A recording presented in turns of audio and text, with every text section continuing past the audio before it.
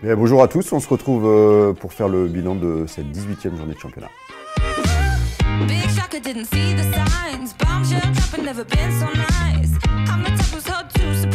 Écoutez, l'équipe que j'ai retenue ce week-end, c'est l'équipe de Montpellier.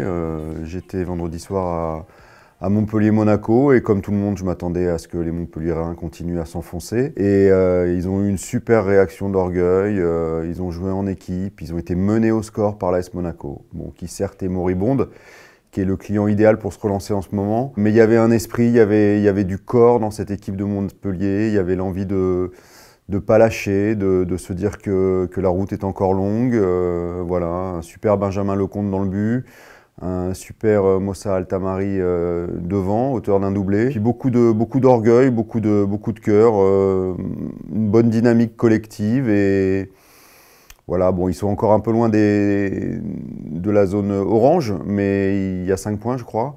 Mais c'est pas fini et c'est bien reparti. Gasset était super heureux et on est tous contents pour eux. Et puis évidemment, un mot sur Teddy Savanier, qui a été beaucoup critiqué pour son comportement, son attitude, des mots un petit peu déplacés, qui a fait un très bon match, qui a vraiment été le meneur de jeu de cette équipe en numéro 10 derrière 2 attaquants. Et il a fait un super match et si ça continue comme ça, je pense qu'ils ont des chances de se maintenir.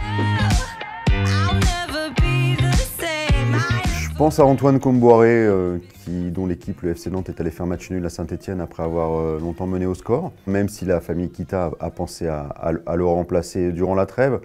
Je pense que le choix de la raison et de la continuité a été le bon, parce que quand un entraîneur comme Kombouaré, qui connaît le club comme personne ne le connaît, a réussi à faire ce qu'il a fait à Nantes en les sauvant une fois, en remportant la coupe, en les sauvant une deuxième fois. Il est évident, il est clair que cet homme tient la route. Il a dit lui-même qu'il se sentait capable de maintenir Nantes en 2025. Il tient les rênes, il lâche pas, il n'abandonne pas, il a le groupe derrière lui.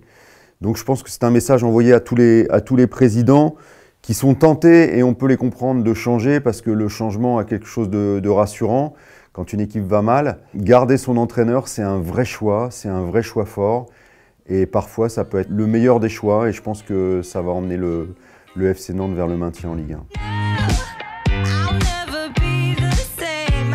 J'ai envie de rendre hommage à Bradley Barcola, auteur du but de la victoire du Paris Saint-Germain à Lens à la 86e minute. Paris n'a pas fait un gros match, mais il fallait s'y attendre avec la pression de la réception de Manchester City mercredi. Donc c'est normal qu'ils étaient un petit peu tendres, un petit peu mous. Mais Barcola les sauve. Barcola était dans une période vraiment pas bonne. En plus, on vient de lui mettre Kvaratskhelia dans les pattes à son poste, devant.